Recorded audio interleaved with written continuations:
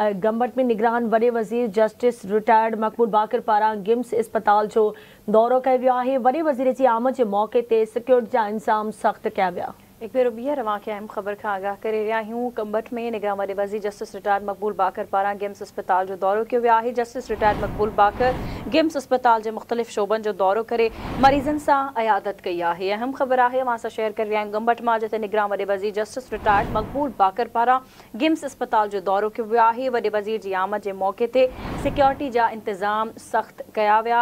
Justice retired मक़बूल बाक़र गिम्स अस्पताल जे मुख़्तलिफ़ शोबनि जो दौरो करे मरीज़नि सां अयादत कई आहे। तफ़सील मालूम कंदासीं। असां सां लाइन ते मौजूद आहे गंबट मां आवाज़ न्यूज़ रिपोर्टर किशोर कुमार। जी किशोर, छा तफ़सील आहिनि, आगाह कजो।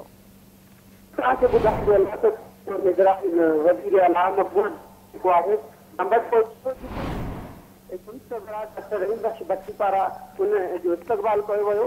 तव्हांखे ॿुधाइजो आहे त सिक्योरिटी जा जेके इंतज़ाम आहिनि उहे बि सच कया विया ऐं उन सां गॾोगॾु निगरान जेको वज़ीर आला आहे उन पारां जेको आहे गंबट गिम्स अस्पताल जे मुख़्तलिफ़ वार्डनि जो दौरो पिणु कयो आहे ऐं जेको आहे मरीज़नि सां अयादत पिणु कई आहे। जी ठीकु आहे, मुंहिंजी महिरबानी किशोर कुमार अपडेट करण लाइ।